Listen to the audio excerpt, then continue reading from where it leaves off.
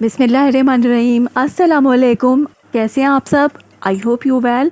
आज मैं आपसे शेयर कर रही हूँ नहायत मज़ेदार खुशबूदार हैदराबादी चना पुलाव की रेसिपी, जिसे खाने के लिए लोग दूर दूर से आते हैं और बहुत मज़े का बनता है। बनाएंगे हम घर के मसालों से ही। रेसिपी अच्छी लगती है तो लाइक और शेयर ज़रूर कीजिएगा, और अगर चैनल पे नए हैं तो सब्सक्राइब कर लीजिएगा। यहाँ मैंने 1 कप चनों को रात भर के लिए भिगो दिया था, हाफ़ टी स्पून सोडा डालकर। अब मैं इन्हें बॉईल करने के लिए रख रही हूँ, और जैसे इसमें बॉईल आएगा ना, तो इसमें 1 टीस्पून नमक डालकर लो टू मीडियम फ्लेम पर बॉईल होने के लिए रख देंगे इन चनों को। और दूसरी तरफ मैंने 2 कप बासमती चावलों को धोकर भिगो दिया था आधे घंटे के लिए। साथ ही हमारे चने भी उबल रहे हैं, जिन्हें बस 10 मिनट लगे थे उबलने में। अब दूसरी तरफ मैंने एक पतीली ली है और उसमें आधा कप ऑयल डाल दिया है। 2 अदद प्याज को मैंने बारीक काट लिया था, प्याज मैंने इसमें डाल दिया। अब हमें प्याज को डार्क ब्राउन फ्राई करना है, और इसके बाद इसमें डालेंगे हम गरम मसाला। तो हम यहाँ पर कोई भी कुटी हुई मिर्च या पिसी हुई मिर्चें नहीं डालेंगे, ना ही कोई पैकेट का मसाला डालेंगे। यहाँ मैंने ज़ीरे के साथ 1 टेबलस्पून मिक्स गरम मसाला लिया था, वो इसमें ऐड कर दिया है। और इसके बाद हम इसमें ऐड करेंगे अदरक लहसुन का पेस्ट 1 टेबलस्पून के बराबर। मिक्स करेंगे, फ्लेम को यहाँ लो कर लिया है मैंने अभी। इसके बाद हम इसमें ऐड करेंगे 2 कटे हुए टमाटर को अच्छी तरह से हमें मसाले के साथ ही भूनना है। और इसके अलावा इसमें बस हरी मिर्चें डलेंगी। मैंने यहाँ पर तेज़ वाली हरी मिर्चें ली हैं 10 अदद, और उन्हें कटिंग कर लिया है मैंने बारीक।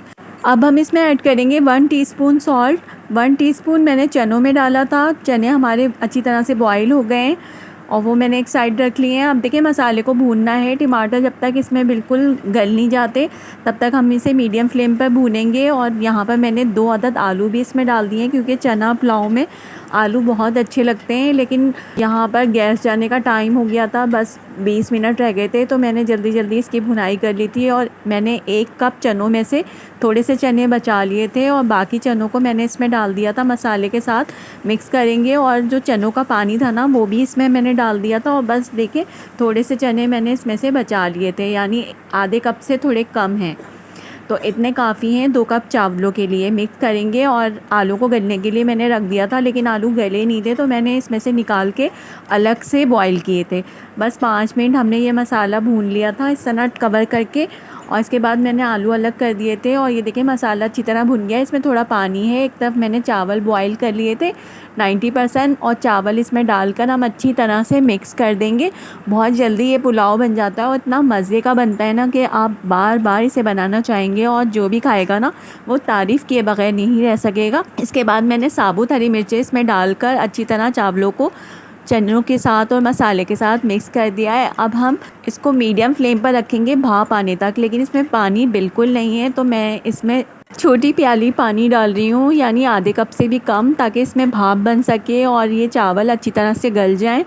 ये 90% गले हुए हैं, तो बस 5 मिनट में भाप आ गई थी और ये बिल्कुल गल गए थे। फिर हम इन्हें दम पर लगा देंगे 10 मिनट के लिए। ये देखें, भाप कितनी अच्छी आ गई है, और चावल की क्वांटिटी देखें डबल हो गई है, और कितनी मज़े की खुशबू आ रही है इसमें। बहुत मज़े के चावल बनते हैं ये। दूसरी तरफ आलू भी बॉईल हो गए थे अच्छी तरह, और बस गैस जाने वाली थी हमारी, तो मैंने इसमें ऊपर से डाल दिए थे आलू, और उनको अच्छी तरह से मिक्स कर दिया था। मतलब 2 ही आलू थे ये, उनको नीचे कर दिया था मैंने, ताकि और अगर थोड़ी सी कसर रह गई हो तो वो भी पूरी हो जाए। और इसके बाद मैंने इन्हें दम पर लगाना था 10 मिनट के लिए, तो इसलिए मैंने इस पर ऊपर से डाल दिया था जर्दे का रंग और बिरयानी एसेंस डालकर। मैंने 10 मिनट के लिए इसे लो फ्लेम पर दम होने के लिए रख दिया था। उसके बाद मैंने इसे डिश आउट कर लिया था, तो इतने मज़े की खुशबू आ रही थी एसेंस डालकर। बिल्कुल लग रहा था कि ये देगी पुलाव है, और देगी पुलाव की तरह इसमें खुशबू आ रही थी। बहुत मज़े का बना था, तो आप इस रेसिपी को ज़रूर ट्राई कीजिएगा। ये 4 लोग आराम से खा सकते हैं, यानी 4 अफराद के लिए इतना पुलाव काफ़ी होता है। और देखें, चावल बिल्कुल अलग अलग नज़र आ रहे होंगे आपको, बिल्कुल भी आपस में मिले नहीं हैं और ना घुटे नहीं हैं, और कितने खिले खिले नज़र आ रहे हैं। और खाने में भी ये पुलाव बहुत ही मज़े का बना था, और मिर्चें नमक बिल्कुल परफेक्ट डला था। रायते के बगैर भी ये पुलाव बहुत मज़े का लग रहा था। मेरे कहने से एक बार इस रेसिपी को ज़रूर ट्राई कीजिएगा, और मुझे अपना फ़ीडबैक ज़रूर दीजिएगा। ओके वीवर्स, रखिएगा अपना बहुत सारा ख्याल। मिलते हैं एक और आसान सी रेसिपी के साथ। तब तक के लिए अल्लाह हाफ़िज़, टेक केयर, बाय।